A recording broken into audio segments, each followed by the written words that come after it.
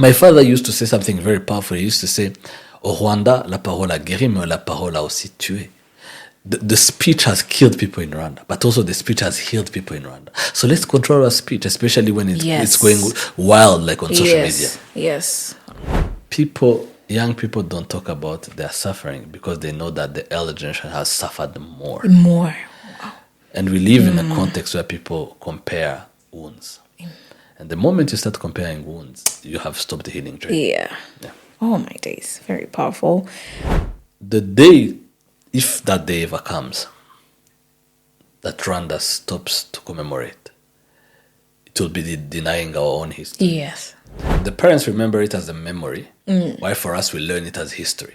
Social media has become a big platform for conversation, for youth to engage in conversation. So what opportunities and risks do you see there to preserving unity on social media? For instance, one of the issues we have is that everyone became an expert on social media.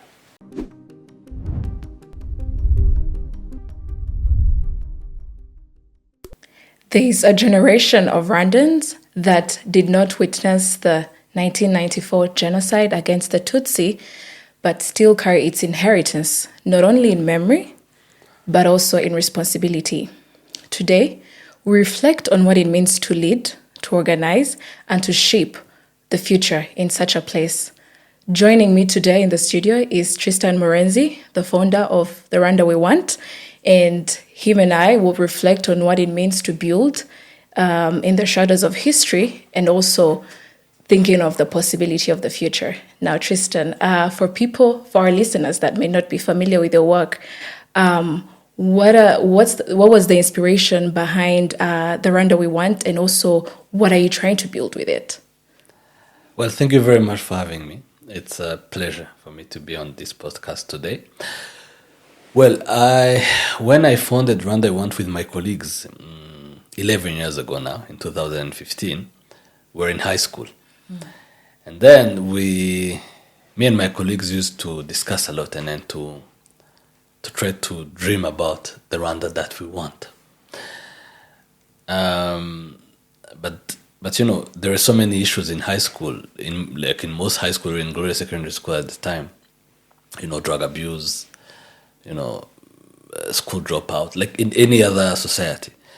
And then I was wondering, what can we do, in our break times to deal with this kind of stuff? Yeah. But exactly the same moment when we were thinking about that, Rwanda was hosting the AFDB general meeting in Kigali. And the Development Bank? Yes. Yeah. In Kigali. I wasn't invited, obviously. I was a high school student. I was watching it on TV because I've always been someone who's curious. I was watching it on TV whenever I would go home. And I remember when I went home, I watched a panel talking about the leadership of the Africa we want. On that panel was President Kagame, former President Obasanjo, yeah. and President Ruto at the time was deputy president, and then the chairperson of the African Union at the time, Nkosazana Dlamini Zuma, and who else? And Mo Ibrahim. Yeah. And then all of them were asking themselves, how can we build the Africa we want? Yeah. And I remember His Excellency President Kagame and Dr. Nkosazana were talking about the same thing. We cannot be able to build the continent we want unless we build the countries we want. And it starts with the leadership. And I was like, you know what? Instead of having these discussions, can we have a structure? Yeah. And that's how a club came in, but that's not an NGO. A club in school. A club in school. That's not how the NGO came in. The NGO is a bit much later. And then just to sit together and dream together. And then, because one of the things that kills young people is the lack of ambition and the lack of dreams. And they're like, let's sit together, dream together, because dreaming does not cost anything. Yeah. Especially when you dream as a group. Oh my goodness, it gives us the strength to continue. So we did those. We learned different leadership theories at the time, Maxwell's theories, but then our teachers would also come to talk to us and other people. Yeah. And then at the end, because I was in senior 6, we were like, let's close the club because we have finished what we were meant to do. What were the determinants of the success? Actually, you didn't even tell us the name of that club. It was Rwanda. Oh, Rendezvous One Yeah, it was still. Rwanda. Okay. And well, I don't think it was an issue of determinants or anything. I just graduated, so I cannot continue having a club in the school where I'm not going. Yeah. In my perspective, I even thought, this is it. But then a few weeks later, few months later, because we closed the club. I did my national examination, and then a few months later, my father passed away. Exactly one day after the release of our high school degree, high school results. Sorry.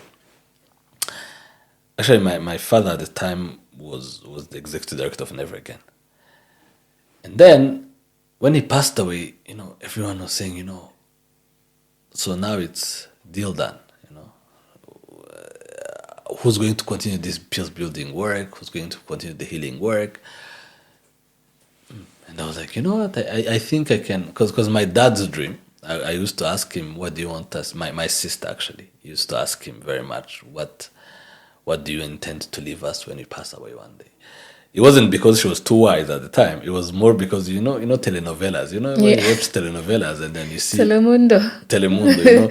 It's always about inheritance. What are you leaving us? And then I guess the telenovelas got so much onto her head and in my head as well. So we both sat together and she asked, "What are you leaving us?"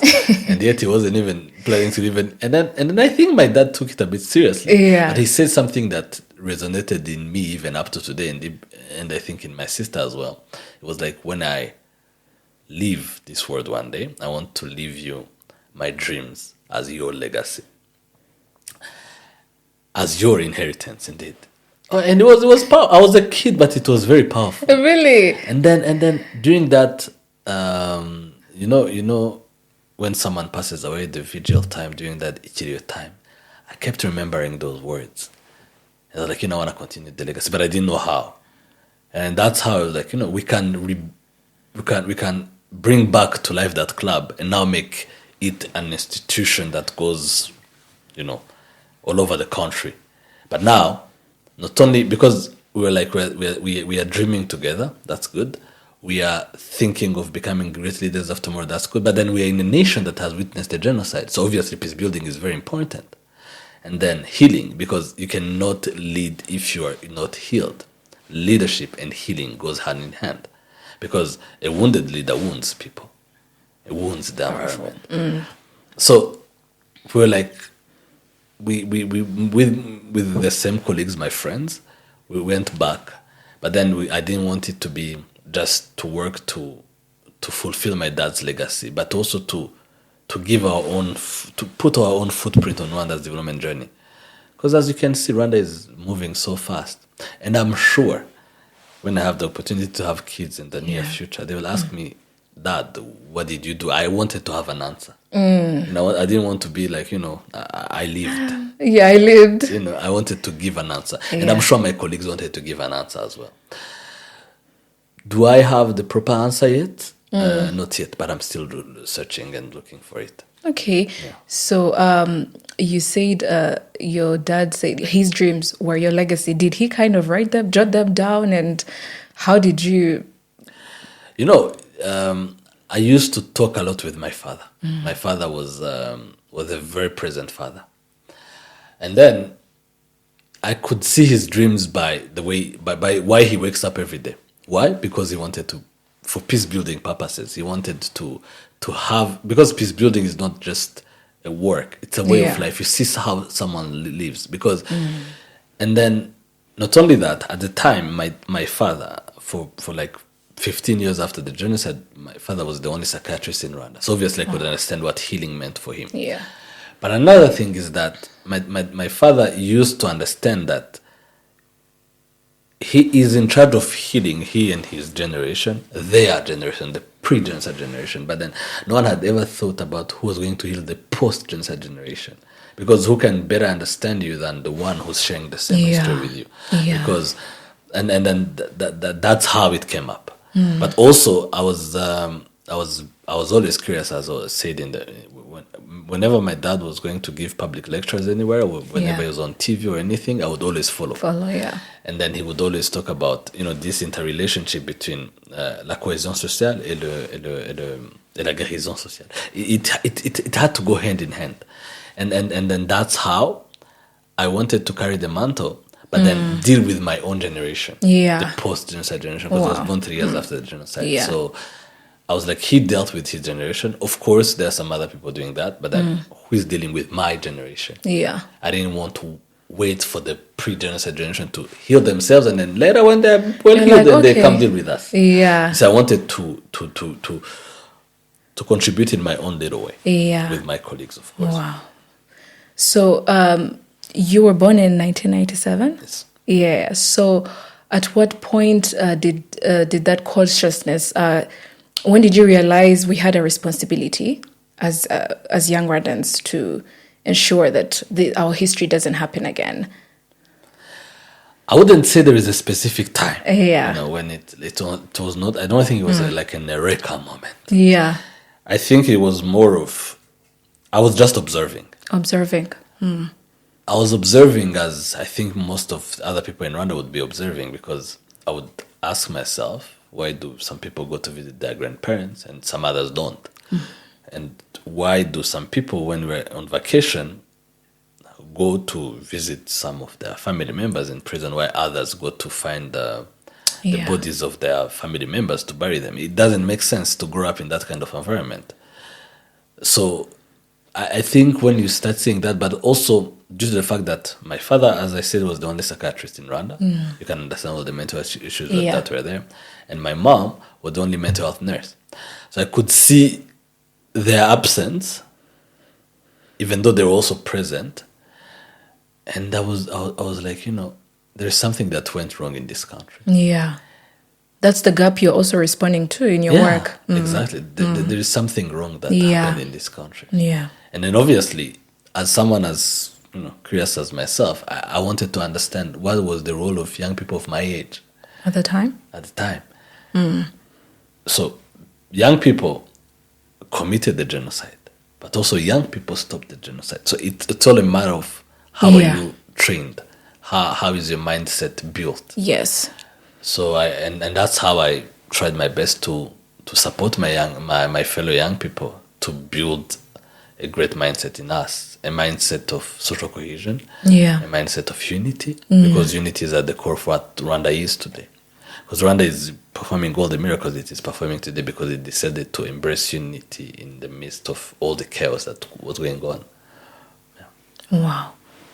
That's really, really interesting because for you to even, for you to notice those little nuances, like in the society you're living in, like, oh, this one is not being visited. And I think in the beginning you mentioned something like, was it lack of ambition? I think most young people don't have. Okay, I know, yes, your surroundings shaped that, your parents, but like, how does one become, that observant of like their society, if that even?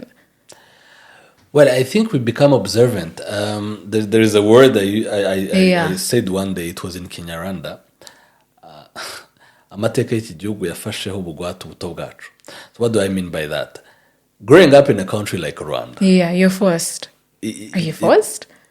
I wouldn't say you are forced. Yeah. You are nurtured. Nurtured. Like that. Okay. Why? What do I say? Like there is nature and nurture. And then it comes, when you grow up in a country that has witnessed a genocide, you cannot grow up as any other kid. You see, I think when I founded Rwanda, I was just 17. So at the age of 17, I think maybe if I was born in Switzerland, for instance, in Geneva, I would be thinking about, what do I choose between doing basketball or football? But then when you grow up in a country like ours, seeing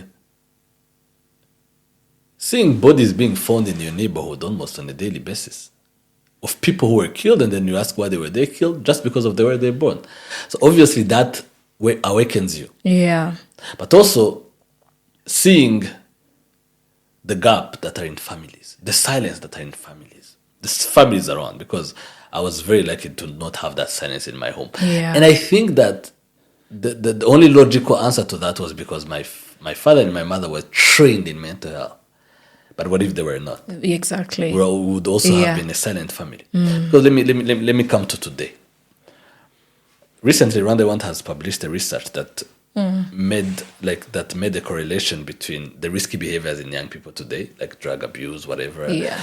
teen pregnancy that is going up, and then the transgenerational trauma. Yes. At the time, it was a kid to understand that, but would see, and then the only answer that parents would be giving, but those were just wounds, you see. So I think those wounds made me realize how much I needed to be careful so that this does not happen perpetually, because it has to stop at a certain point. So I think that's what made me observant, but also the environment I grew up in. Yeah. So, of course, being the chairperson of the Rwanda We Want, I think you usually engage young people, I think, in the spaces you work in. How do they usually relate to, I think we've heard your perception, but how do they usually relate with our history? Actually, it's so funny. There's no in between. Yeah. There are two extremes. It's rare to see the in between, like the sort of balanced. There is one extreme of those who don't care at all.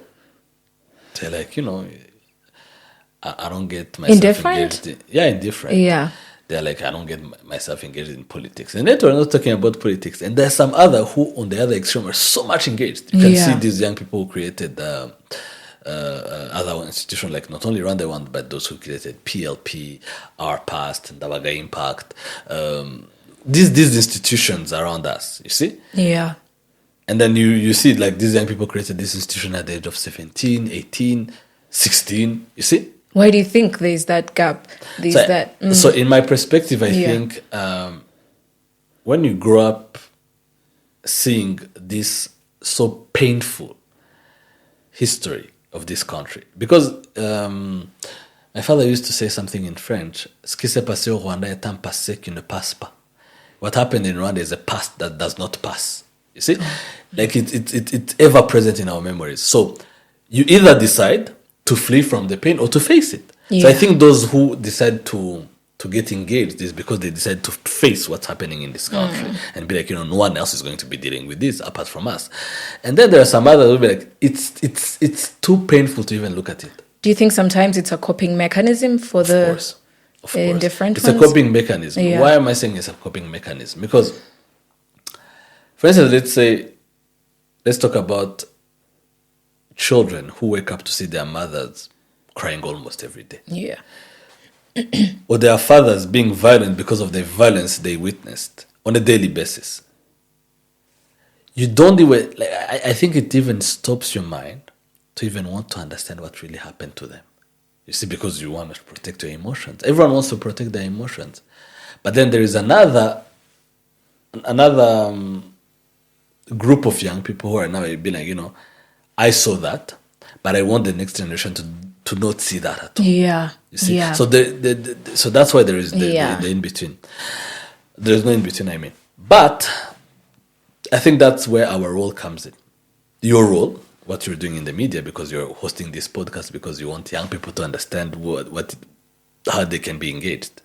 You see, like, this is one way to open their eyes and then make them be engaged. Because it's not like I am a miracle or anything, or the ones who created Never Again are a miracle, or the ones who created Our Past are a miracle. Yeah. They're just people who decided to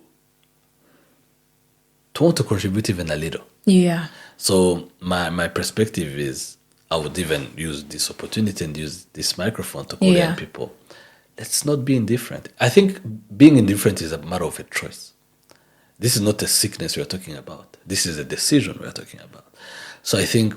Do you think there's a right and wrong way to approach this? Or? Of course. Being indifferent is totally wrong. Okay. Because if you're indifferent, you remember the words of Mandela, I will remember the silence of my friends rather than the screams of my enemies. You see, in terms of being silent, being, nonchalant, being indifferent, it's totally wrong, especially in a country that has witnessed a genocide. Because it took so many years to destroy the social cohesion, it will take so much strength especially from the young people, to rebuild that social cohesion, to build the unity, to build this beautiful nation. Yeah. It takes courage. Courage. And then, do you know, I mean, I'm bringing you somewhere else. Do you know why? I don't think, I think if we have a majority of young people who are indifferent, we are heading in a very dark place. But if you have young people who are engaged, we are heading in a place whereby we won't be dreaming for visas. Why am I talking about dreaming for visas? I don't think there is any country in Europe or in the West, let's talk about the West, whereby you see young people going to church to pray for visas. Why? Because they are where they're supposed to be. So why can't we be in a place whereby I strive so that my children not be praying for a visa? Because they will feel they are in the right place. You see? You pray for a visa because you feel you're not in the right place. Yes, yes. So and then if you continue to be indifferent on developing this nation, we'll continue having those kind of prayers. And I think our prayers should be different. Our prayers should be to have peaceful homes. It should be about prosperity. It should be about happiness. Yeah. But our prayers, most of young people's prayers are to live. Yeah. It is to live. Living and going to explore in other places is okay. But as long as we even have a very nice place that we have to call home. So the grass is basically greener where you water it. Exactly. Yeah. I love that saying. Yeah.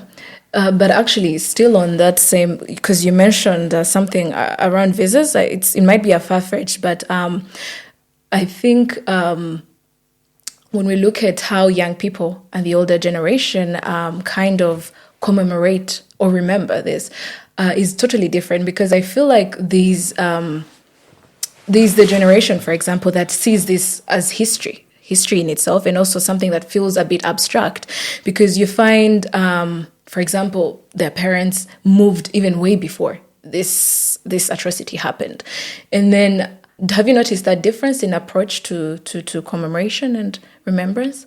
The difference between what and what? Between how the older generation approaches it and also the younger generation. All right. So yeah. Would you even blame them, honestly, for the way we approach it? Yeah, No, because the parents remember it as a memory, while for us we learn it as history.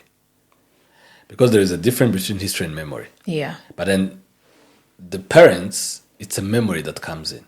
But for us, it's a history we have to learn. Why do we have to learn a history like that? Because we grew up in the same society. So in other words, our parents witnessed, like the pre-genocide generation witnessed the genocide. Yeah. They saw it with their own eyes. And for us, we witnessed it in their own lives. Yeah. You know, for them it's their own eyes. For us, it's through their own lives. So that's why there is a difference. That's even why you can even see the dynamics in commemoration events are changing by now. Yes. Before, commemoration was just about reading names and then giving testimonies. But now, as you can see, like in commemoration events, there are some films that can be showed. There are public lectures that are given. Yes. Because they want young people. Because the majority, actually more than 70% of Rwandans were born after the genocide. They did not see the genocide. Actually, yeah. But 70% of the population is youth, I think. Yeah, is under 30. Yeah. They are children as well. And then obviously it cannot be, the approach cannot be the same. Why cannot the approach not be the same? Because if something happened to you, you cannot remember it as someone who heard what happened to you. So in my perspective, I think that's why the approach is different of how the parents commemorate and how we commemorate. Because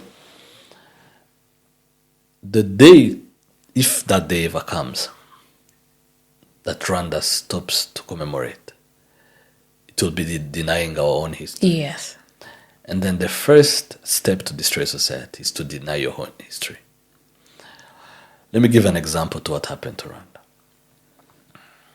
In 59, Tutsis were killed.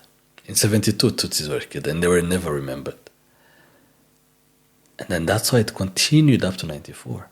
You see? Because no one actually took the time to start and be like, we're actually doing something wrong. Yeah. We are killing people. Yeah. Because what is actually very sad with the genocide ideology is that the first thing you do is to dehumanize people.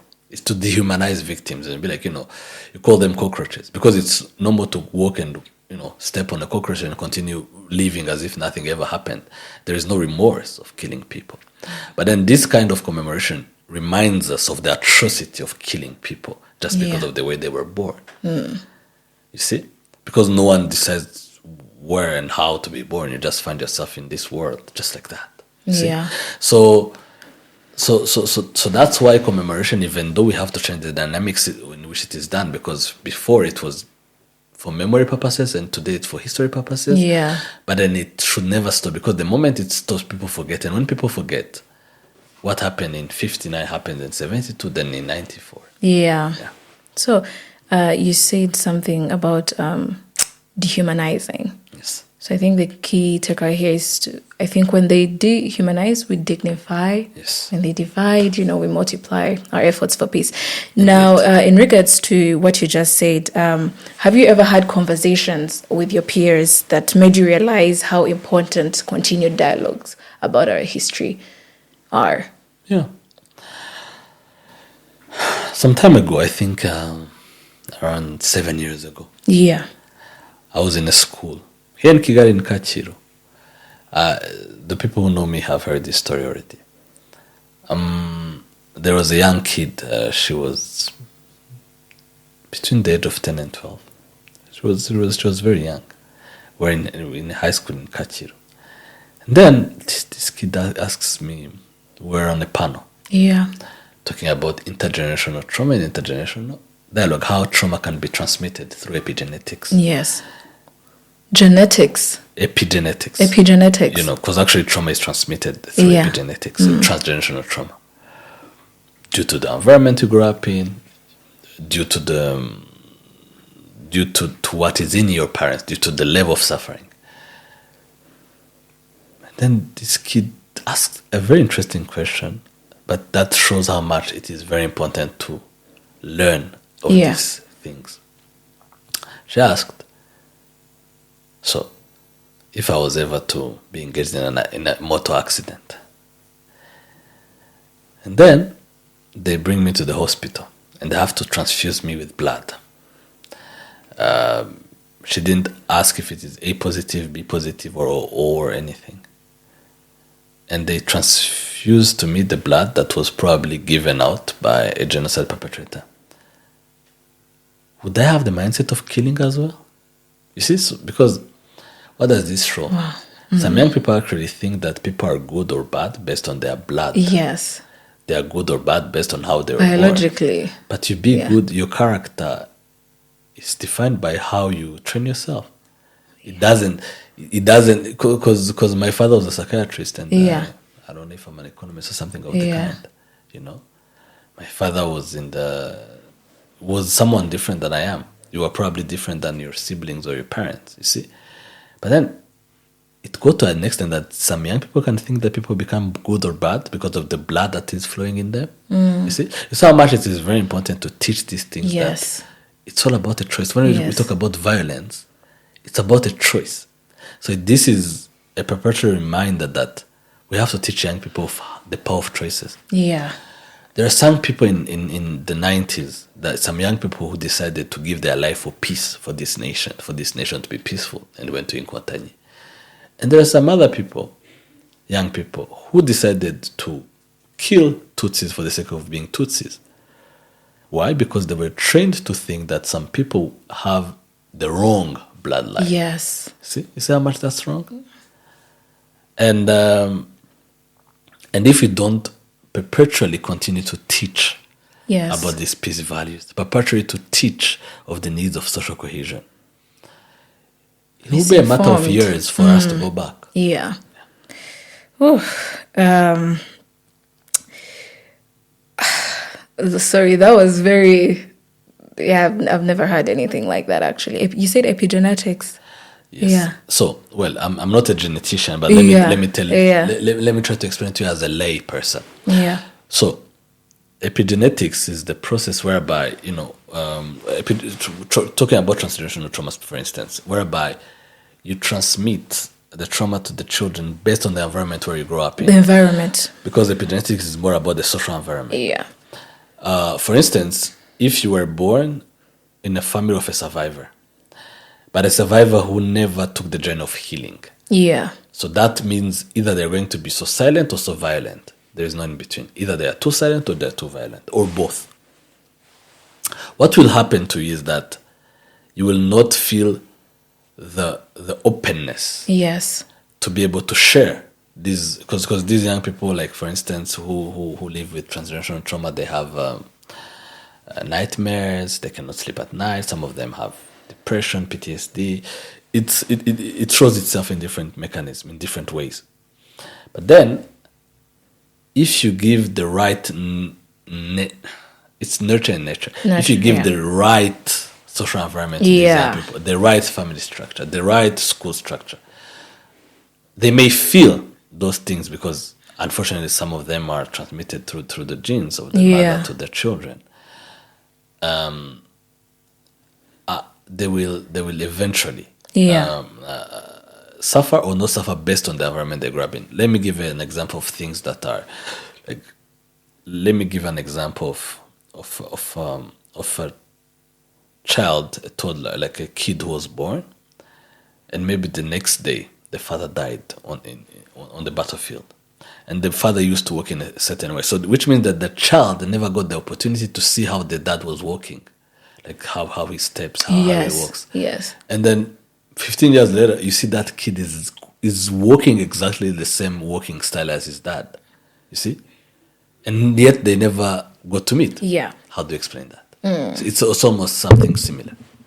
Oh, wow. So what kind of questions do young people still struggle to talk about openly in your line of work?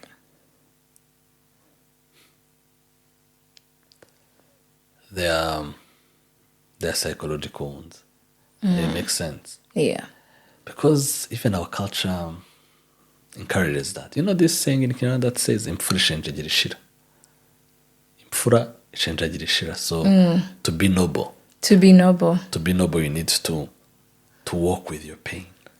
To live with your pain. Gushinjagira ishira. Like gushira is to finish. Like your pain, like to be noble, you have to let your pain finish you. Yeah. I mean, that's the literal translation. But that's wrong. Because we don't look for help. Because we think that this is what resilience means. Yeah, resilience. But obviously, resilience is an end result of the healing journey that people do not want to start working in. Because in our culture, it is shameful. It is very shameful in our culture to suffer emotionally. Does that apply for both genders? Especially for men. But even for young ladies, they tell them to be the ndabagas, these young ladies who are strong. But we are human beings. There are times where we are strong and times when we are not strong. For instance, due to the history of this nation, PTSD is ever present. And it makes sense. In this research, we realized that more than 51% of young Rwandans live with mild symptoms of PTSD, post-traumatic stress disorder. And then none of them is even trying to seek for help, because the moment you start seeking for help, you become the talk of the city. Where do you think they would seek help from? There are medical facilities, but there are initiatives like Never Again has this same initiative in the society, in the community. Rwanda I Want does, community-based social therapy does, Interpeace does, PFR does. There are so many, and most of them are even by NGOs, which means people do not even need to pay for them. Yeah. But they even fear to be seen going to seek for those services. There's a stigma. There is a stigma that is there. So young people still struggle to talk about that, and I'll explain to you why they don't talk about that. Let me give you an example of a mother who survived. The mother saw her other children being killed. She got raped, And then she saw her husband being killed, butchered in front of her. Later, she gives birth in 95 or in 96. And then this child one day wakes up and tells the mother, "My mom, I'm having nightmares about the genocide.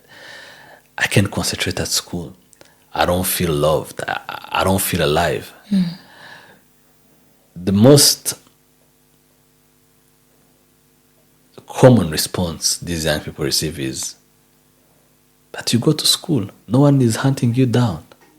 Why do you suffer?" But yet, the mother transmitted the pain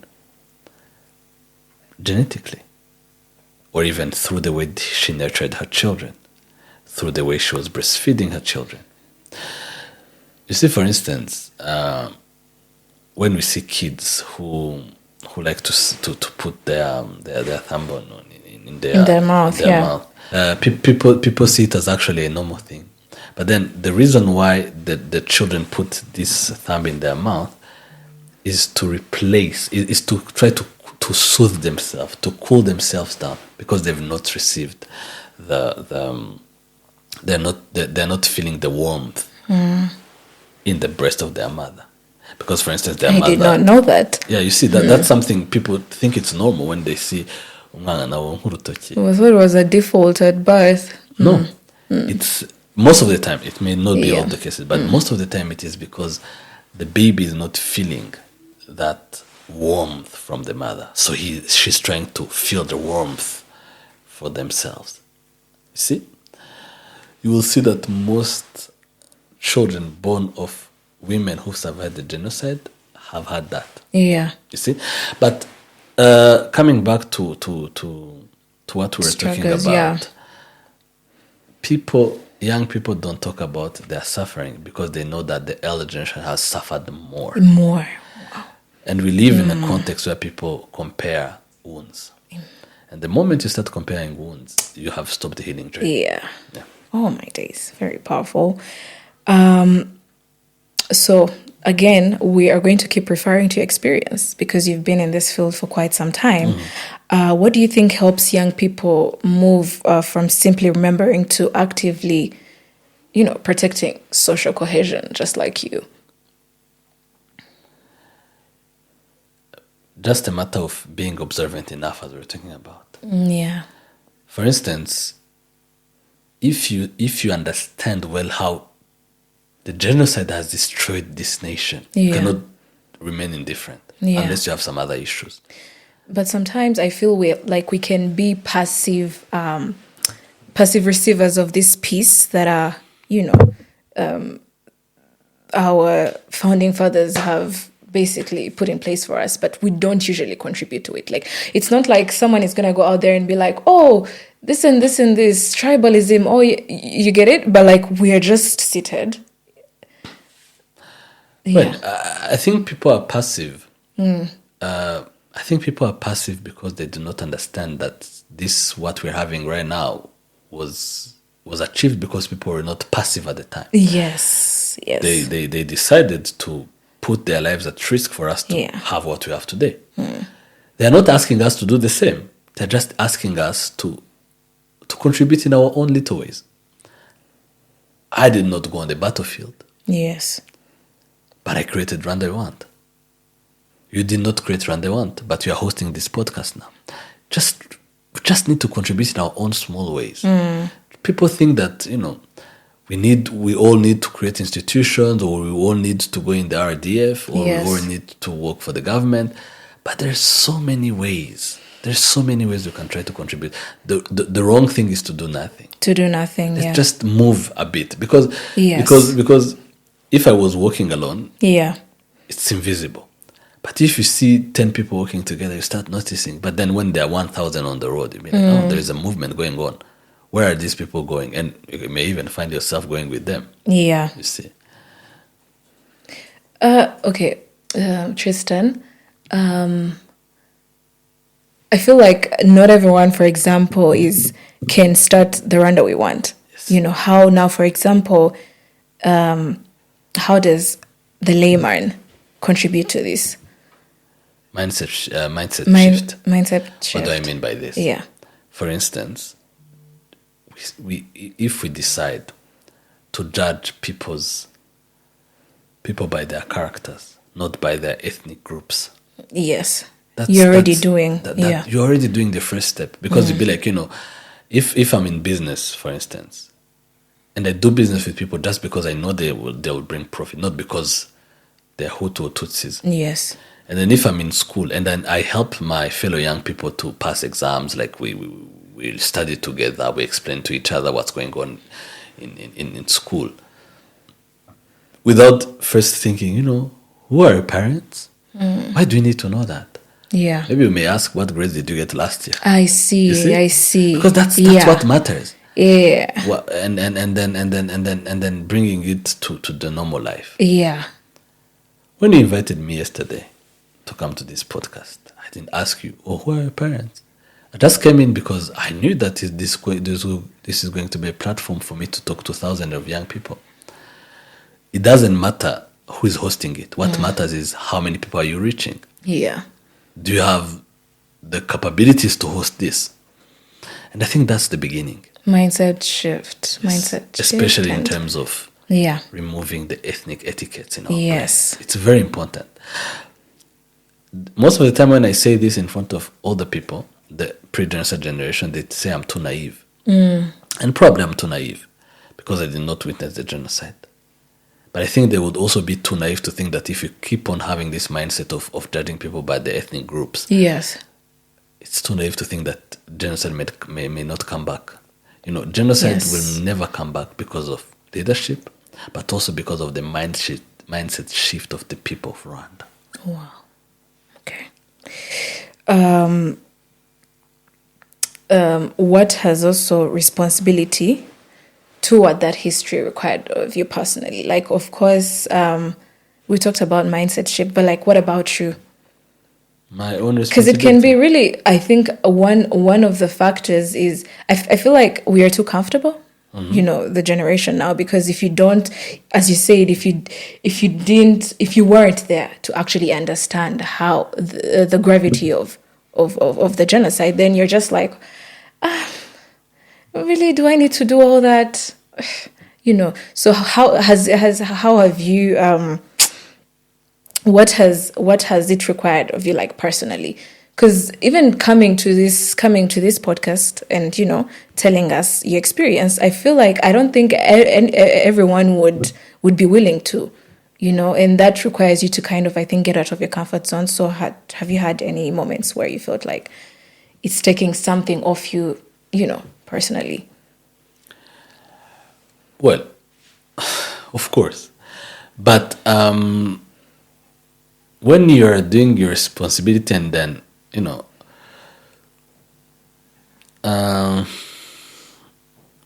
the word in Kinyarwanda called gusigana. Gusigana is to have debates of people of whether you should do this or that.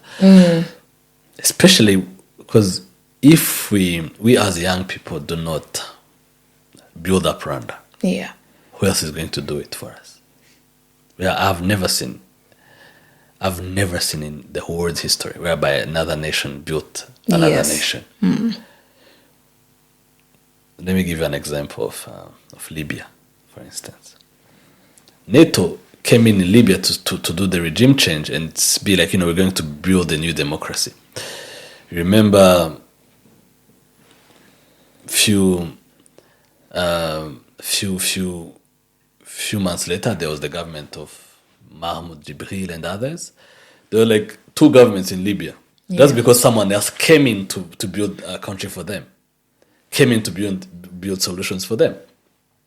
And even up to now, I think there is one side of Marshal Khalifa Akhtar, if I remember well, if I pronounce the name well, and then one other camp. And then it's like two countries in one country. Yeah. The same in Sudan. The same that happened to Afghanistan. Any country that thinks that foreigners, especially the West, is going to come and build the country. White saviors. We're totally getting it wrong. And then who else is to build a nation if it is not its own people? The nation we want. Exactly. Because the Rwanda we want is not just a concept, it's a mindset. You see? To be like, what is my role? because Yes, no one else is understanding going to your role. no one else is going to come and build Rwanda. Yeah. Because if you say AP is going to do it, anyone else is going to do it. What if that same person thinks that you are going to do it as well? Who does it? But back to, I think we earlier also tackled this. Don't you think sometimes there's a belief that sometimes inaction is also action? Yeah. Inaction is action as well, because if you're not doing anything, you're doing something because you're destroying. It can't be interpreted in another way. Yeah, because in my perspective, I'm like, Yeah. if you're not doing anything and expecting someone else to do something, Yes. but what if that same person is also expecting you to do So something? everyone is pointing fingers. And at the pretty end of much. the day, you see nothing is done. For instance, let me give you an example Yeah. of organizing a wedding. You'll be like, oh, no, it's fine, my uncle is doing it. And I no, actually, I thought my dad was doing it. Oh, actually, I thought my sister was doing it. And at the end of the day, you find yourself on the wedding day, you'll be like, oh, nothing is ready. Yeah. Because you didn't want to be proactive yourself and be like, let me go ask my uncle, did you do this? Yeah. Did you do that? And then you kind of do the coordination. Yeah. What I want to say is that we don't all have the same talents.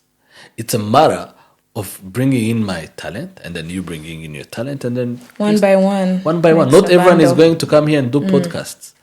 But also not everyone is going to go on the battlefield. Not Yes. everyone is going to be a medical Yes. doctor. So we just have to contribute in our own domains. Ways. So I think the main point actually you're putting across is ownership. Yeah. Ownership.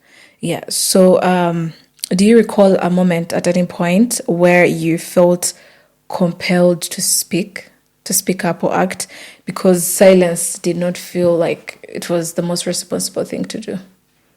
Yeah, of course, because after the genocide, when I was growing up, in Rwanda and in Rwandan families, there was a loud silence. Have you ever heard something called a loud silence? Like too loud, like this one. It's a loud silence. Yeah. And when the silence is too loud, that's when the nightmares, come with full strength. So obviously, in this kind of silence, I was like, "What can I speak up?" But for something that I may not be an expert in, but want to contribute in and be like, let's seek for help when it comes to these nightmares we're having. Let's seek for help with this kind of depression we're having, because we are probably going to be rich. We are probably going to be great parents. But if we do not take the steps of healing each other, it will not happen. Yeah. With my colleagues in 2020, we organized the very first national conference on transgenerational trauma, on the transmission of trauma. Because why? I realized that it was in a nation whereby young people are suffering, but people are not even giving it a name. Yes. You see? Yes. And it was my responsibility to bring all stakeholders together and sit together and talk about it, at least. Yes. Later there were researches, later there were policies. But then I wonder if we hadn't done that and expected someone else to do it, maybe we could have still been waiting by now. Of course, I will not take the credit. Rwanda will not take the credit. It was something that is holistic. Everyone had to play their role, but I had to play my role as well. Okay. So we've also seen, back then, okay, even still now, people congregate for a greater cause, right? But I think now we've seen those spaces evolve, for example, digital media, social media. So social media has become a big platform for for youth to engage in conversation. So what opportunities and risks do you see there to preserving unity on social media?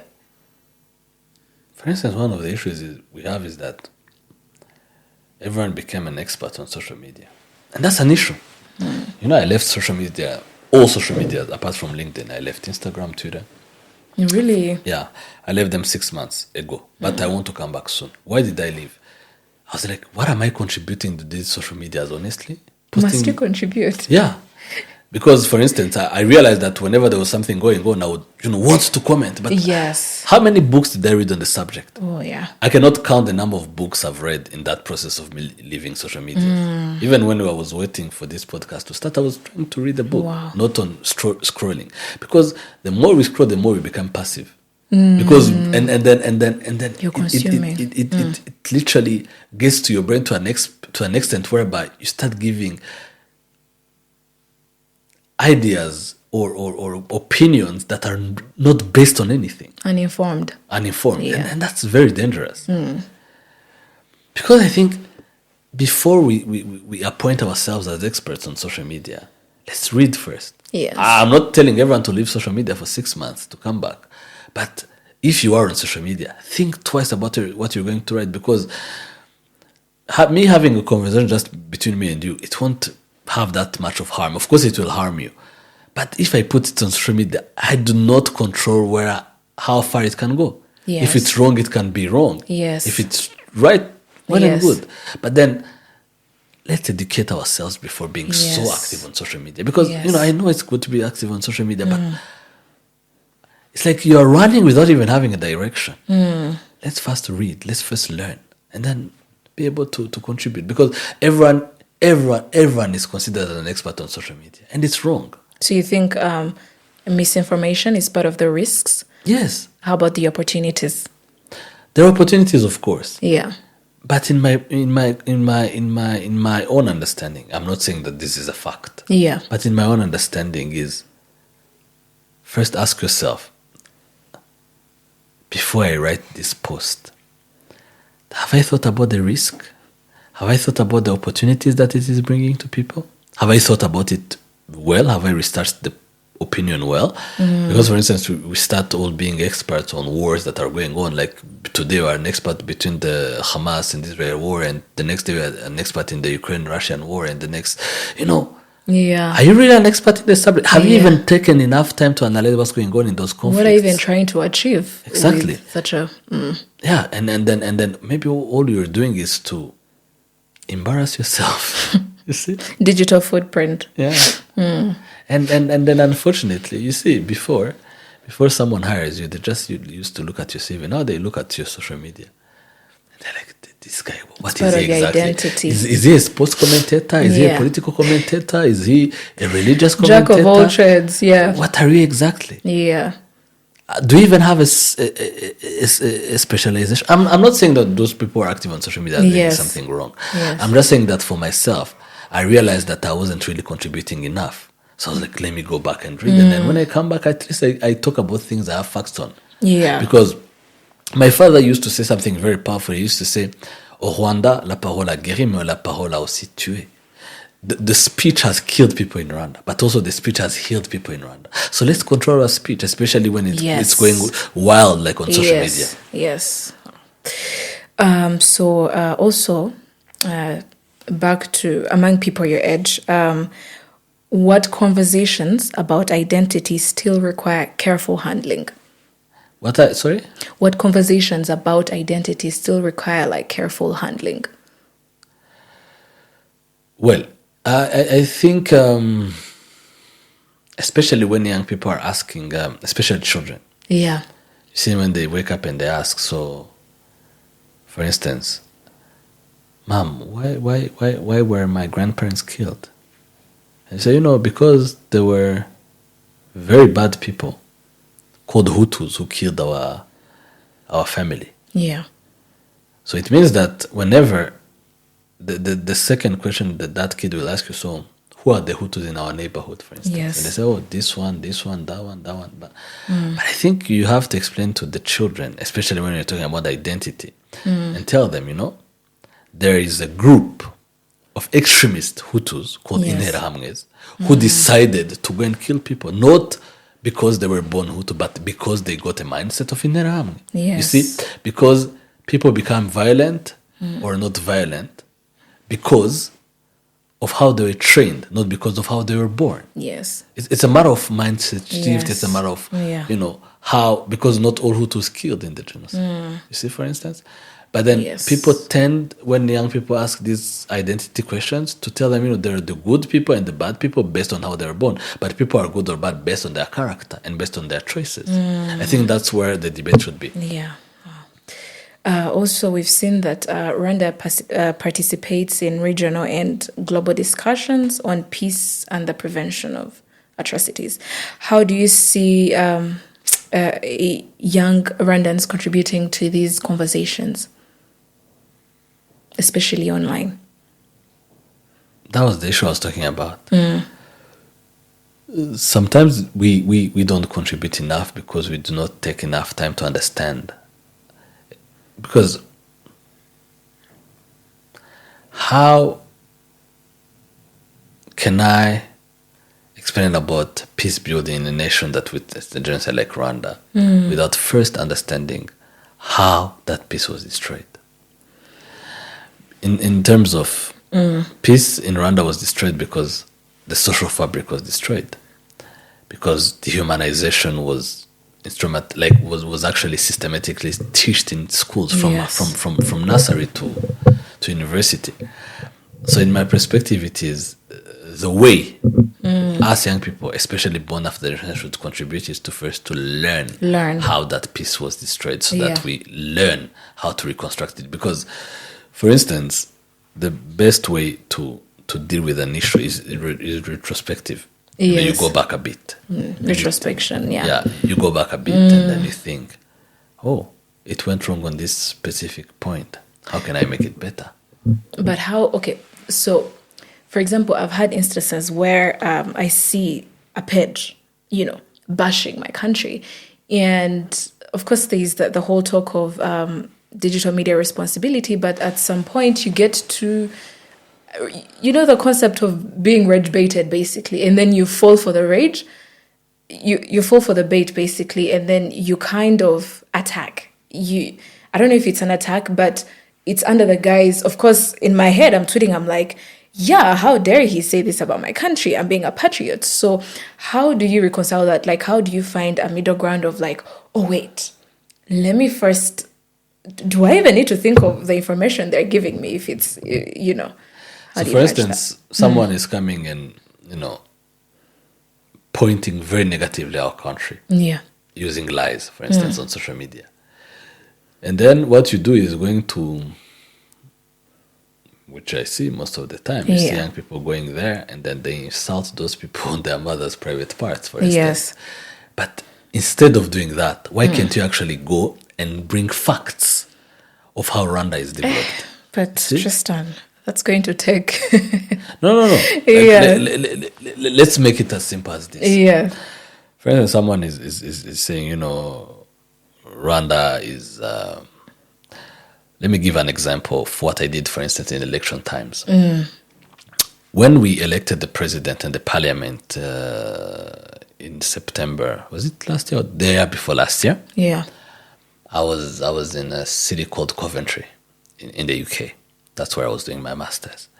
And then some people were saying online, Rwandans are being forced to elect someone. Rwandans are being forced to participate in elections. I think I saw your LinkedIn post on that. Yeah. And then I was like, I'm literally in Coventry. Yeah. I saw some people leave rugby very early in the morning. Some others leave Birmingham very early in the morning to come and vote. Who come to the UK to force people to go to vote? You see? And then I just put that there instead of just saying, who are you? Who are you to tell me that I'm being forced? And then you start insulting them on their mother's private part. Like, it's crazy. Yeah. Just tell them. Maybe if I was in Kigali, I would be like, maybe they're saying that.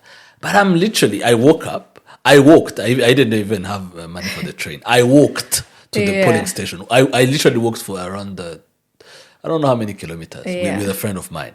And then when I reached there was some people who had taken long trains from Birmingham. Some people had actually left some parts of Scotland and come in London to vote. You see, like you just write those kind of stuff. You see?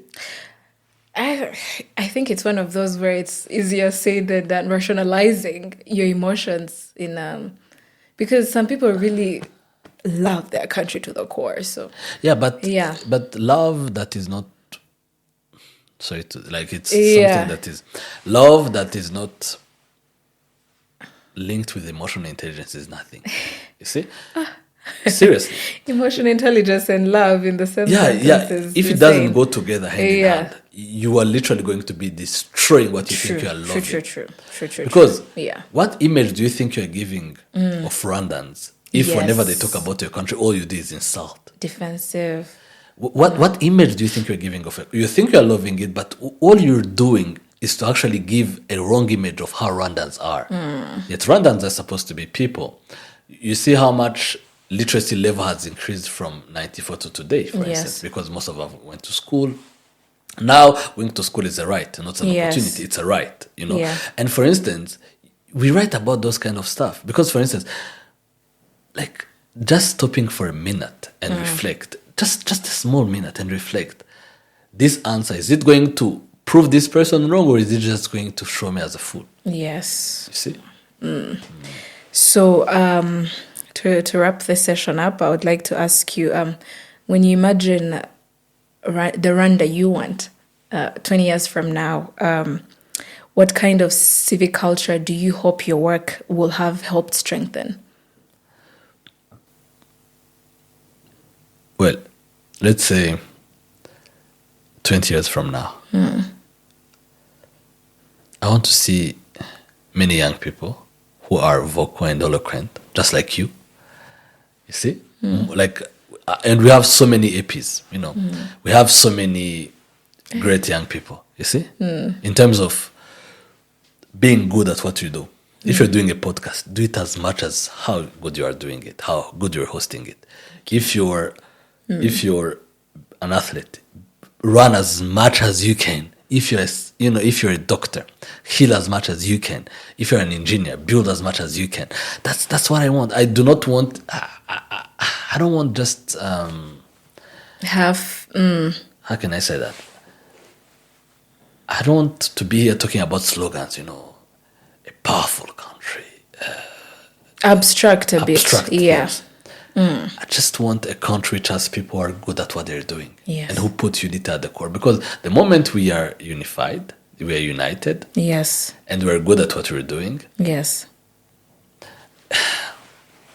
I like to give examples. If you go back 50 to 60 years ago, Singapore was as worst as most African countries. Yeah. But why is Singapore great today? Because there are people who decided to invest a lot in education, and they decided to follow their leader. People call Lee Kuan Yew a dictator, as some people call President Paul Kagame a dictator.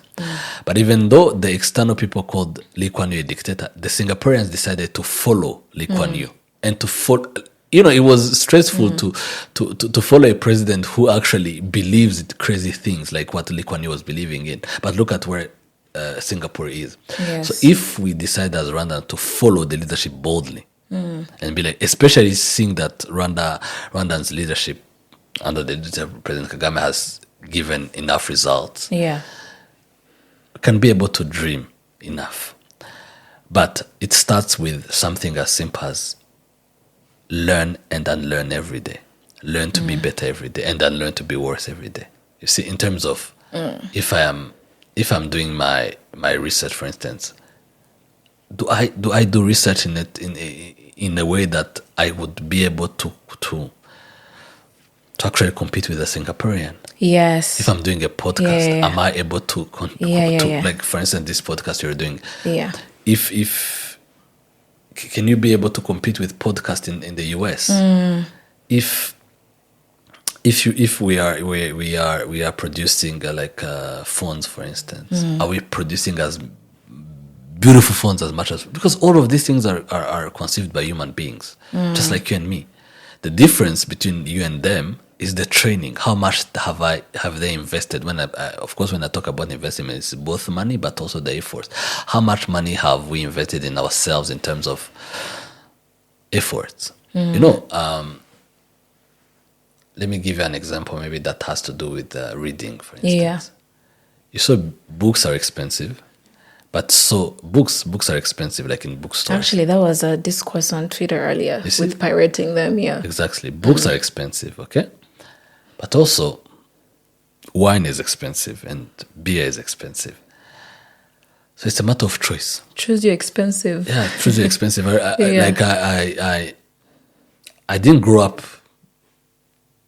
loving to read. Actually, Yeah. even when I was when I was doing my bachelor's degree, I didn't like to read. But then I was like, how am I going to be better if I don't read? Literally, how am I going to be better if I use AI to summarize 100 pages? I cannot be on the same level like the other person who read 100 pages. You see? Because that's the least I can do to develop myself. Because the moment I develop myself, I'm developing my country indirectly. Because if I develop myself, AP develops herself. Obviously, we're going to have a group of people who are well developed and who are very good at what they're doing. And what we're going to see is what we saw in Singapore. What we're going to see is what we saw in Dubai. You see, these countries were not inherently rich. Maybe Dubai was a bit, Qatar was a bit because of their sous-sol. Yeah. But let me give a great example of Singapore. It didn't have anything apart from its people. Yeah. You see? That's People what is I the like main to reference resource. the most. Yeah. Okay. So, do you think you could say maybe doing the best with what we have? No. A bit, Yes, but yeah.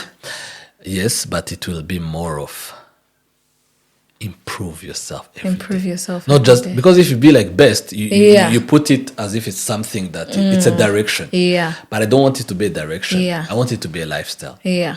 Strive to improve yourself on a daily basis. Yeah. Like I don't want to be the same Tristan tomorrow. I really don't want to be the same Tristan tomorrow. If I have exactly the same mindset, Yeah. which does not evolve to be better tomorrow, I would have failed. Wow. Okay. Well, thank you so much, Tristan. That was very insightful. Thank you so much for joining us today, sharing your experience, your perspective, and of course your continuous role in shaping the Rwanda you want for yourself and for others. Thank you for having me. This is Igitekerezo podcast, where youth turn conversation into civic action. From studios to your communities to the policies that shape our future. We break down complex topics and open dialogues that inform, reflect, and influence decisions. Igitekerezo podcast, voices into action, ideas into change.